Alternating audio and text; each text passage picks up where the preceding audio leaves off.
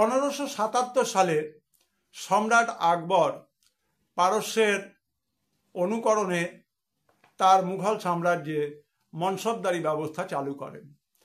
In the light off history, ইতিহাসের আলোয় YouTube চ্যানেলে তোমাদের জন্য আজকে আমি আলোচনা করব আকবরের পরে এই যে মনসবদারি ব্যবস্থা তার কাঠামো কেমন হয়েছিল।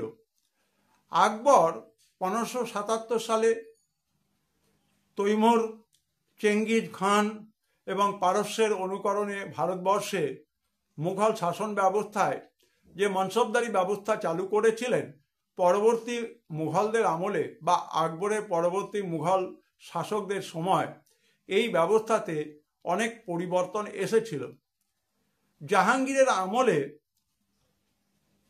ঘোড়সওয়ার সেনাদের ভরণ পোষণের জন্য অর্থ বরাদ্দ কমিয়ে দেওয়া হয়, অর্থাৎ ঘোড়সওয়ার যারা সেনা ছিলেন তাদের মাসে, দিনে, বছরে যা খরচা হতো সেটাকে কমিয়ে দেওয়া হয়। জাহাঙ্গীর বাদশাহ দুই আসপা দুই ঘোড়ার সওয়ারি, সি আসপা 3 ঘোড়ার সওয়ারি প্রথা চালু করেন। আসবো এবারে শাহজাহানের আমলে।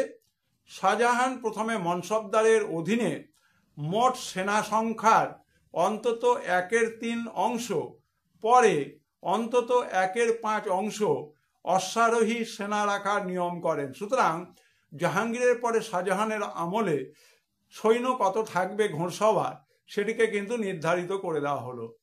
অরঙ্গজেবের সময়ে দাগ এবং হুলিয়া প্রথার উপরে নজরদারি বাড়ান।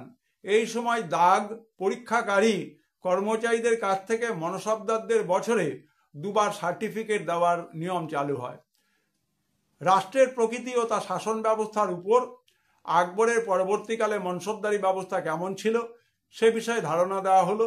যারা একাদশ শ্রেণীর 2য় সেমিস্টার পরীক্ষা দিচ্ছ তারা এই ভিডিওটি মনোযোগ দিয়ে দেখবে, শেষ পর্যন্ত দেখবে এবং নিজেদের পরীক্ষার প্রয়োজনে কাজে লাগাবে। সবাই ভালো থাকবে, সুস্থ থাকবে।